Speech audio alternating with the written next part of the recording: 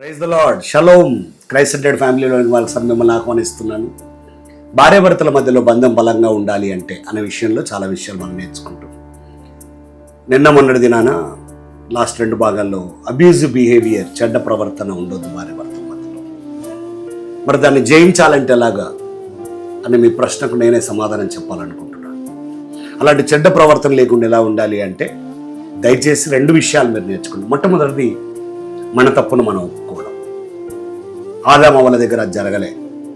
ఆదాము చేసిన తప్పును అవ్వ మీద నుండి, దేవుని మీద నుండి తన మీద తీసుకున్నాడు.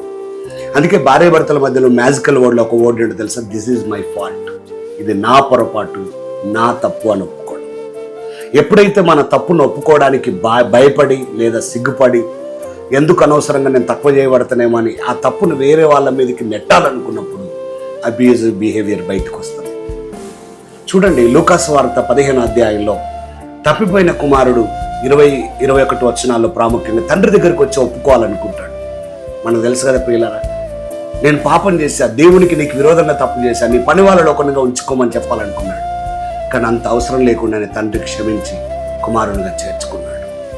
51వ కీర్తన మొదటి 4 వచనాల్లో 51వ కీర్తన అంతా దావీదు తన తప్పులు, తన పాపాలు ఒప్పుకున్నదే.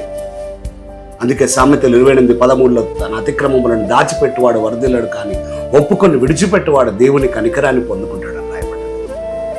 కాబట్టి మొట్టమొదటిది అబ్యూజివ్ బిహేవియర్ను గెలవడానికి చాలా ప్రాముఖ్యమైన విషయం తమ తప్పులను తామే ఒప్పుకోవడం. మరొక విషయం ఉన్నది, అది రేపు చూద్దాం. దయచేసి మీ భార్యాభర్తలు ఒకరి మీద ఒకరు నిందలు వేసుకోకుండా ఎవరిది వాళ్ళు ఒప్పుకొని విడిచిపెట్టి దేవుని కనికరాన్ని పొందుకోండి. అప్పుడు మీ కుటుంబ జీవితం చాలా అద్భుతంగా ఉంటుంది. God bless you. దేవుడు దీవించును గాక.